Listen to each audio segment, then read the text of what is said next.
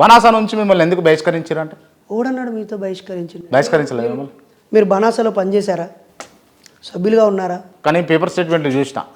Paper statements అన్నీ మీరు నమ్ముతారా, లేక నిజాన్ని విశ్లేషిస్తారా? పేపర్ స్టేట్మెంట్ నమ్ముతారా? పేపర్ స్టేట్మెంట్లో వచ్చింది, దాని కారణం చెప్పండి. ఇది కదా ఆన్సర్. నరేష్ గారు మిమ్మల్ని బహిష్కరిస్తున్నట్టు పేపర్లో వచ్చింది అని. ఆ పేపర్లో వచ్చింది ఫేకు. ఆ పేపర్లో నా వివరణ లేదు. దాన్ని ఎలా నమ్ముతాం?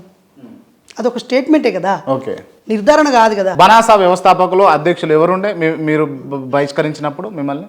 నాకు ఇప్పటికీ అప్పటికి డాక్టర్ జయగోపాల్ గారు దాని ఫౌండర్. ఓకే. 1972లో స్థాపించారు ఆయన, ఫిబ్రవరి 13న. ఓకే.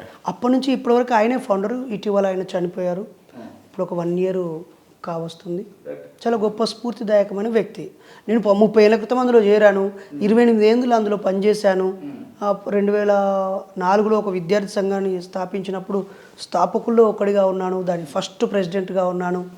దాని వివిధ రాష్ట్రాలకు విస్తరించాను. నా నాయకత్వ పటిమతో దానికి ఒక క్రెడిబిలిటీ, ఐడెంటిటీని తీసుకురావడానికి. బనాసా గురించి మాట్లాడుతుంటే మీ ముఖంలో వెలుగు కనిపిస్తూ ఉంది నాకు. ఎందుకు? అదే, అది నా తల్లి కదా.